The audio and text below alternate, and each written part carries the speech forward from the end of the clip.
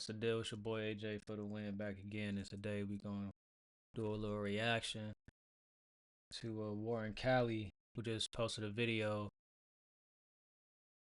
talking about the story of Young Threat, who is A. Trey Hoover. All right. He was featured on Kendrick Lamar's GNX album, and people are allegedly saying that this man is responsible for a recent murder or recent unaliving that was pretty high profile, even though it was local. All right, concerning um 80 bands, YC 80 bands. All right, so we're gonna get into it right here. Let's check it out. And you already know, if you got your drink, got your water, shit, got your weed, got your vape, whatever it is, got your food. Let's get into this. Feel me? Welcome back to another Make it big. Hold on. episode of Warren Cali. A lot of recent media outlets have put out that rising LA rapper Young Threat is currently behind bars, but that's not an uncommon thing in Young Threat's career.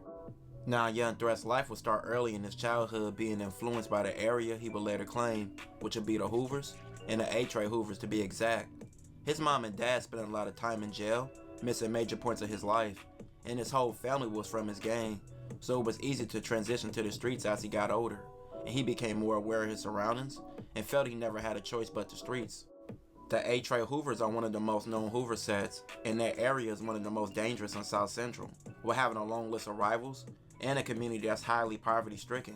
This was a dangerous community to live in and grow up in. You have to grow up fast and keep your hand on the swivel just to survive daily. With many of his family members being gang members, they didn't want him to join the streets, even though he did later in his life. He made a decision to join the gang around 14 or 15 years old.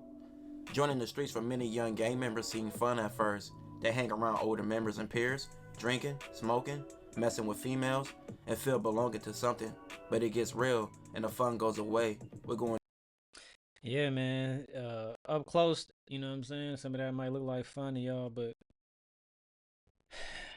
we at that day and age now when you 14, 15, you supposed to know. Like, oh, this get crazy out here. When I was coming up, when they asked me to get put on at 12 years old, I said, hell no. It's crazy. We could kick it, we could smoke it, but I cannot go. I'm cool on that. You know what I'm saying? I want it to be about the females, my business, my money, you know what I'm saying? The fashion and shit like that. So thankfully all of that, the music, the content, it kept me busy enough to where I didn't need it.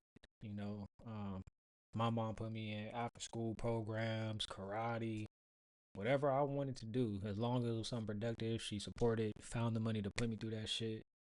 And ultimately, it don't work for everybody, but I think it helped in my case. You know what I'm saying? Because that shit didn't look fun to me. You know what I'm saying? I had older cousins, brothers, a brother doing life right now, all type of stuff. So I just knew it to be a lifestyle that very few make it out of alive and intact. Going to jail, get into altercations, and you might be on the losing side to that sometimes. Life or death situations, and also losing friends to the streets. And any person really active in the streets have dealt with most of these situations. Young Threat became a young active member in his section along his teenage years, being known for his fighting, hitting licks, and being with the gunplay, which the A. Trey Hoovers, being one of the most active Hoover sets, were known for. But his life in the streets didn't limit him at first. He would play football in Hemet. Out of high school he would later attend, which he had high hopes for a football career, playing corner and running back. He even developed an interest in music, with him dating what would later become his baby mama, who had a family full of rappers like Spank Nitty James, and she was even a rapper herself. He would credit Spank Nitty for the start of his rap career. In April 2018, he would be a part of a robbery at 18 in his senior year of high school. He wasn't arrested immediately, but was later snitched on by someone he committed the robbery with, and was arrested at school. He would do a little time, and would start writing music behind bars. about that time. How'd you get caught up though? Man, somebody went bad on me on the case. Really? Yeah, somebody went bad on me. He ended up on the set. That nigga got caught at the scene, went bad. Really? They came and snatched the nigga up. Somebody that you would have thought was solid and would always have your back. Yep. I mean, yeah, shit, yeah, hell yeah. From where the nigga was talking, shit, hell yeah. Right. On the real. And so then. And that's what it be too. A lot of times it just be a bunch of talking. No disrespect to the man that I don't know. I don't know the case, so I'm not talking about him or this particularly. But yeah, man, if you got if telling is a way out for you, don't do crime. You know what I'm saying? Just don't do it. Then you fucking just got totally screwed. How long did you go away for? I did 2 years, 85. Okay. 85%, so I ended up doing like 16 months. Turnaround trip. Okay. Yeah. What was that experience like? You hadn't done much time in like local jail type shit, or that was your main introduction to that? I was always in and out. You Okay. feel me? I was always in and out. Juvenile, I was in and out. And then when I did go to the county, I had. And it's a shame. He got to call it a turnaround trip out of respect for the people in there that was doing 2 life sentences plus 45. You know what I'm saying? You can't be acting like you was up in there all day and you got, you know what I'm saying, other comrades that's been in there their whole life and people that's in there doing too many years, bro. I bailed out, so I never had really did no time. That was like my first time ever doing like some time type shit. So. Right. How was it? Crazy shit? He will be back out by 2019 and will be featured on songs with Spank Nitty James. 2019 will be big for his career. Songs like Who Gon' Slide would get him a lot of attention, which sits at 2.5 million views, along with other songs like Cujo and Altercations that sit at 1 million views. But once again in 2019, Young Threat was arrested for another robbery, but will make bail. He also will drop his first mixtape called Chuck's Lace in November of 2019. In 2020, he started off strong with the song Hit Different dropping in January, which sits at 1.3 million views. But the same month, he would be back in jail for another robbery, and he would have to do 16 months in prison for those charges. While in jail, he would take a big loss, losing someone he looked up to as a big brother, and a big loss for the A. Trey Hoovers, being Mad Ass Trey Soldier. He was gunned down on May 6th of 2020. I was listening to music and you said something about losing your brother at one point. Oh yeah, man. What age did that happen at? Man, that happened while I was in prison. Oh, really? Yeah, not too long ago. So you had to deal with that loss while you were in there and not able to really be able to deal with it, or what? Yeah, like me personally, yeah, I feel like I ain't even get to really like mourn over that shit right by being in prison. So I still got a lot of it like inside of me. Really? I'm sad. Damn. So you just like are in there, just basically like not having anywhere. Like normally, at least you get to like go to their fucking wake and have some kind of closure, but you didn't even get to experience that. Yeah. Damn. Like late nights though, nigga had his talks type deal, Mm-hmm. but I ain't get to like experience no funerals and like really say my last goodbyes on over. Damn, that's rough, man. My condolences.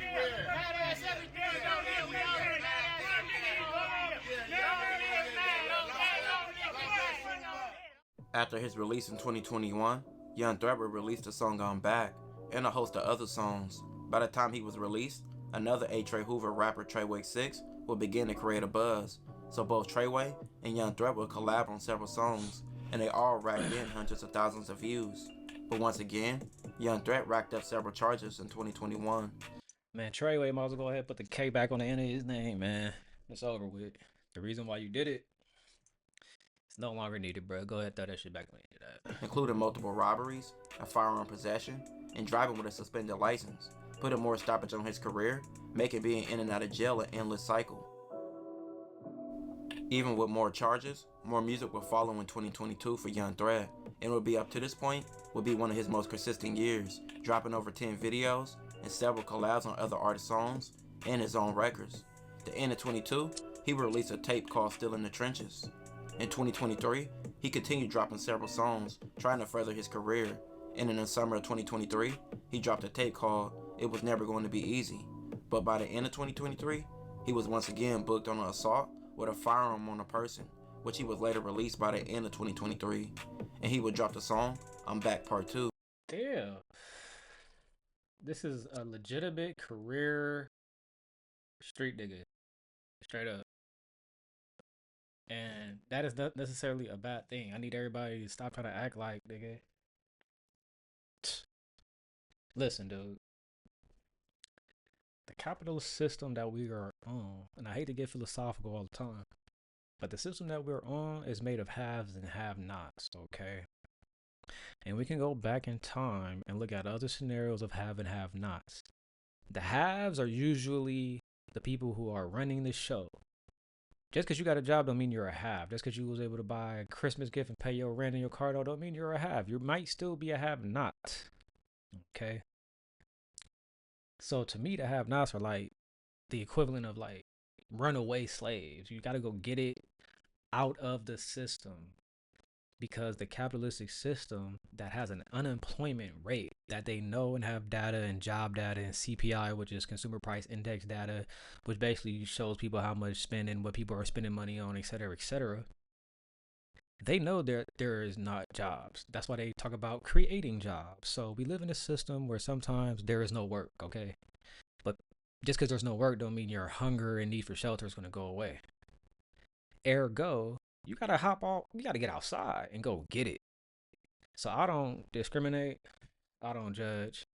You know what I'm saying? I commemorate niggas for listening to their biology of niggas, survival and self-preservation.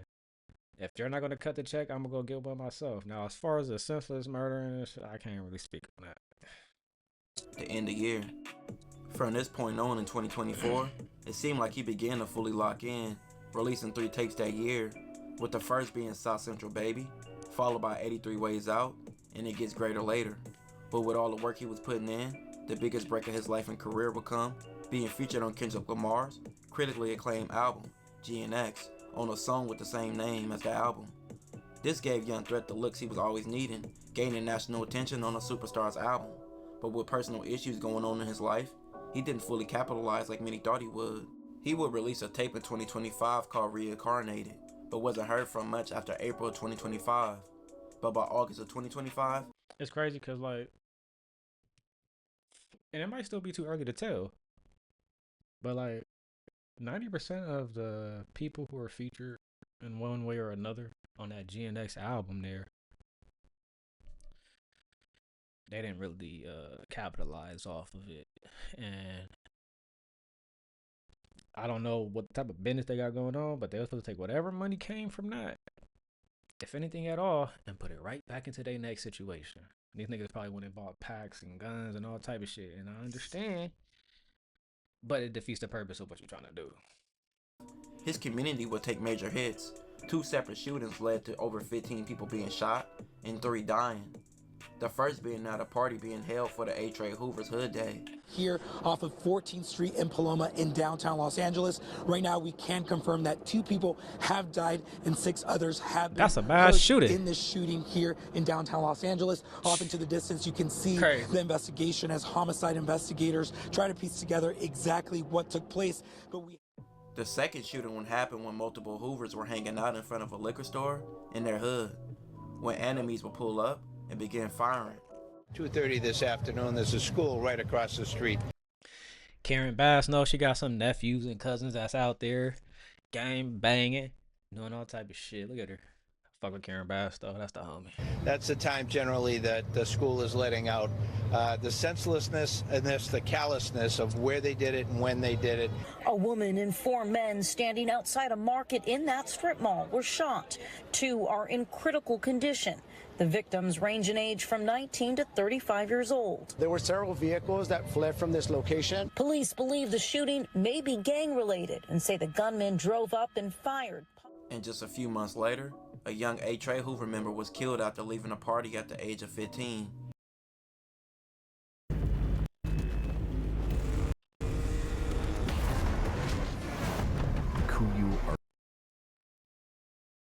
Their homes. The victim has not been identified. LAPD homicide detectives have been notified. They have been out here all morning long. Bullet casings littered the street where the victim was shot. Now back out here live. So things like this can really make you step back from music and deal with the added issues you were facing. But a few weeks later after that incident, another tragedy was striking the Hoover community. But it wasn't a Hoover who was killed. It was a rapper named YCA 80 Bands, who was from a Hoover top rival, being the Main Street Crips. Police activity on Bird. Man, rest in peace to everybody involved in all this. You know what I'm saying? Unfortunate. Misfortune. I ain't gonna call it shenanigans. None of that. It's misfortune. It's unfortunate. You know what I'm saying? Um, Easy. At the dispensary. Don't know what type of technicalities going on, but everything is taped off. It appears someone got shot, allegedly. I don't know nothing about nothing, but it might have been two guys in a black four-door. I don't know. I'm just saying. It might. this is bold. Buddy up here. Why you dropping your low? Now we all know you live 3 floors, 4 floors up. Is it zoomed? It might be zoomed in 5 floors up across the street. Might be 2 men. Sometimes you gotta mind your own business. You know what I'm saying? Black in a 4-door black car with stock rims, possibly a Nissan or a Honda. They pulled up. They parked right there. Got off. Went into there. Shots rang off by maybe 8, 9 shots rang off. That's all it was, really. With his death being in the Hoovers, everyone speculated that the Hoovers were involved. With the shooting being broad daylight, many believed the shooter would be caught. But just in the last week, a few months after YCA Eddie Benz's death, news began to circulate that Young Threat was in county jail with a bond of $4 million, which is high. Something that high often means murder cases, and his charges letter came out, and he's in jail for a murder. And the offense date of It's the same day of the incident. Wow. What's the evidence that they figured to piece him up next to this shit? the murder say the exact same date that YCA Eddie Benz's death happened, which is crazy to say. And if it's true, Young Threat may have thrown his career away, but he's innocent to proven guilty, and his case probably won't be over for a while, especially with a murder charge, so everything is to be determined. It's gonna take this shit could take some years, man. You know, they got the boy YMLE still sitting up in there, man. Crazy.